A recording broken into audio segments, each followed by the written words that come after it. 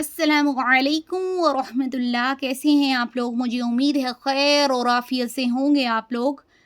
आज की हम इस वीडियो में हरूफ मद्दा के बारे में पढ़ेंगे। ये हमारा अगला टॉपिक है तनवीन के बाद कि हरूफ मद्दा कौन से होते हैं, कितने होते हैं और हम इसको किस तरह अदा करते हैं।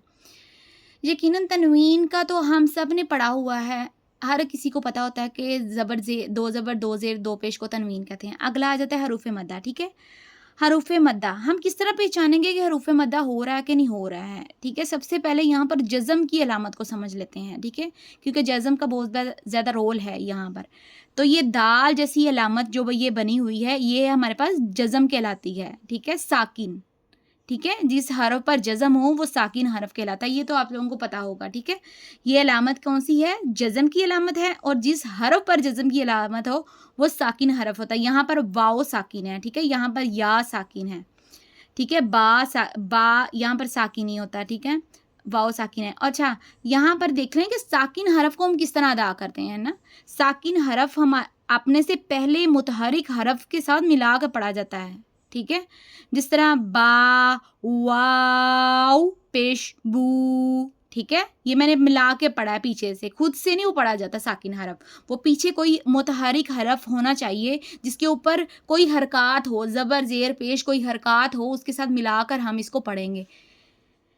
ठीक है, जज़म को। ये तो आप लोगों को क्लियर हो गया। आगे आ जाते हैं हरूफ मद्दा के ऊपर। ठीक है, हरूफ मद्दा हमारे पास 3 है, ये याद रखिएगा। हरूफ मद्दा कितने हैं हमारे पास? 3 हैं। अलिफ मद्दा, वाओ मद्दा और या मद्दा। हरूफ मद्दा कितने हैं? 3 हैं। अलिफ मद्दा, वाओ मद्दा और या मद्दा। आगे हम देख लेते हैं कि हर अलिफ मद्दा कब बनता है, वाओ मद्दा कब बनता है और या मद्दा कब बनता है। ठीक है, ये आपने माइंड में रखनी है चीज़ें, क्योंकि आज थोड़ा सा ट्रिकी सा लेसन है, तो मिक्स अप नहीं करना है। ठीक है, तो यहाँ पर देखें, अगर अलिफ से पहले हरफ